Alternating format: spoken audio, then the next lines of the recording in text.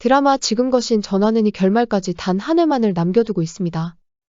이번 에피소드에서는 상상도 못한 비밀들이 밝혀지면서 보는 이들을 충격에 휩싸이게 만들었는데요. 마지막은 406의 귓속말을 듣고는 희주를 슬픈 눈으로 바라보는 사원의 모습으로 막을 내려버렸습니다. 이후의 상황은 사라져버린 사원을 기다리는 희주의 모습으로 원작과 같은 전개로 이어졌는데요. 과연 406이 사원에게 폭로한 비밀은 무엇이었던 걸까요? 원작에서는 사원이 희주에게 떳떳할 수 없었던 결정적인 이유가 하나 있었습니다. 그건 다름 아닌 희주가 어릴 적 겪었던 교통사고 때문이죠. 드라마에서는 희주의 막내 동생이 사원이 바뀐 걸 알아봤기 때문에 백장호가 일부러 교통사고로 제거했다고 나옵니다. 여기서 원작과 다른 부분은 사원이 이런 사실을 모르고 있다는 것이죠. 원작에서는 사원이 자기 때문에 희주가 교통사고를 겪고 인어공주로 살아야 했다는 걸 알고 있었습니다. 그런 미안함 때문에 희주를 당당하게 사랑할 수 없었던 거였죠. 하지만 드라마에서는 사원이 교통사고의 전말을 모르고 있었던 것으로 보입니다. 406은 아마도 이 비밀을 사원에게 알려준 게 아닐까 하네요.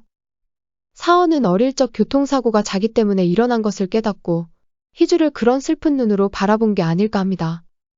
그리고 결국 희주의 곁에 있을 자격이 없다고 생각해 원작처럼 떠나버린 게 아닐까 하네요. 참고로 원작에서는 아프간을 모티브로 한 가상의 국가 아르간으로 사원이 떠나게 됩니다. 사원은 그곳에서 다른 사람으로 살게 되지만 희주를 잊지 못해 매일같이 604로 시작하는 번호로 무언의 전화를 걸게 되죠. 그게 사원이라는 걸 눈치챈 희주는 사원을 찾아 아르간까지 날아가게 됩니다. 과연 드라마에서는 어떤 결말로 이어질지 귀추가 주목되는데요. 그럼 지금부터 이번에 자세한 이야기 속으로 들어가 보겠습니다. 희주는 406이 더 이상 사원을 괴롭히지 못하게 하려고 그와 함께 죽음을 선택하게 되었는데요. 수락한 차 안에서는 희주는 물론 406의 시신조차 발견되지 않습니다.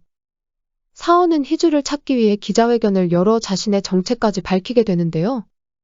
사원이 출생의 비밀을 밝혀버리자 백의용도 기자회견을 통해 사원을 입양하게 된 사연을 구구절절하게 토해냅니다. 하지만 그게 다 거짓이었단 걸 사원의 친구 기자가 밝혀버리게 되죠. 한편 사원은 심규진을 살인 혐의로 고발하게 되는데요. 알고 보니 백장호는 심규진의 손에 살해를 당한 거였습니다. 할아버지는 손자를 죽이고 아들을 잃은 엄마는 시아버지를 죽여 복수를 한 것인데요. 백씨 집안 사람들은 정말 백사원만 빼고 전부 정상이 아닌 인간들만 모여있던 것 같습니다. 사고 직후 희주를 납치해간 사람은 다름 아닌 심규진이었는데요. 심규진의 비서는 그녀를 죽이라는 명령을 지키지 않고 희주를 풀어주게 됩니다. 406 역시 살아남게 되는데 자기를 찾으러 온 아버지 백의용을 무참히 살해해버리죠. 그리고 나서 희주와 함께 떠나는 사원을 잡아세운 겁니다. 그가 귓속말로 무슨 말을 한 것인지 너무나 궁금해지네요.